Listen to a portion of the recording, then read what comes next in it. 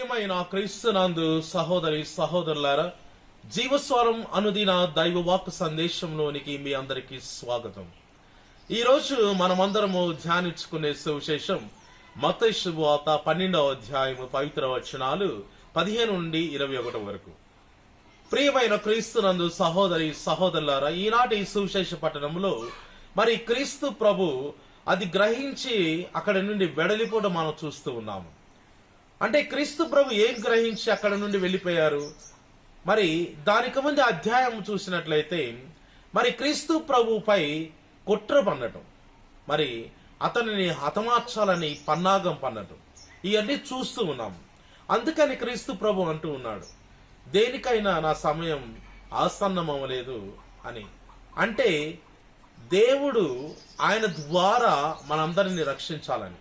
మరి ఈనాటి సువిశేష పట్టణంలో చూసినట్లయితే మరి యెషయా ప్రవచనము ఈ విధముగా అతని గురించి నెరవేరింది అని మనం చదువుతూ ఉన్నాము. ప్రియమైన క్రీస్తునందు సహోదరి సహోదరులారా, మరి ఏ విధముగా యెషయా ప్రవచనం నెరవేరింది? మరి మనం చూస్తూ ఉన్నాము, ఈయన నా ప్రియమైన కుమారుడు, ఈయన యందు నేను ఎంతో ఆనందించుచున్నాను అని. మరి అతని తండ్రి యెహోవా ప్రభు కూడా మాటలు పలకటము, మరి క్రీస్తు ప్రభు జ్ఞానస్థానం తీసుకునేటప్పుడు ఆకాశం నుండి ఒక స్వరం వినికిడి మనం వింటూ ఉన్నాము, ఈయన నా ప్రియమైన కుమారుడు, ఈయన ఎంతో నేను ఆనందిస్తున్నాను అని. ప్రియమైన క్రీస్తునందు సహోదరి సహోదరులారా, మరి క్రీస్తు ప్రభు గురించి చెప్పాలి అంటే ఆయన ఎటువంటి అతనికి అసూయ, ద్వేషం, కుళ్ళు, కుతంత్రాలు ఏం లేనటువంటి మనిషి. మరి అటువంటి ప్రియమైన కుమారుడు ఈ లోకంలోకి వస్తున్నాడు అంటే మనము కూడా, మన హృదయం కూడా మలినం పడకుండా పవిత్రముగా ఉండటానికి మరి మనం ప్రయత్నించాలి.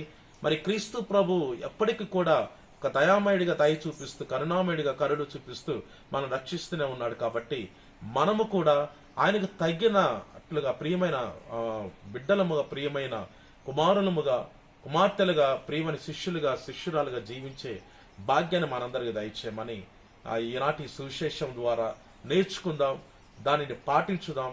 తప్పనిసరిగా క్రీస్తు ప్రభు మన యందు ఎంతో ఆనందిస్తాడు. దేవుడి నిన్ను నన్ను మనందరినీ ధారాళముగా దీవించును గాక. ఆమేన్.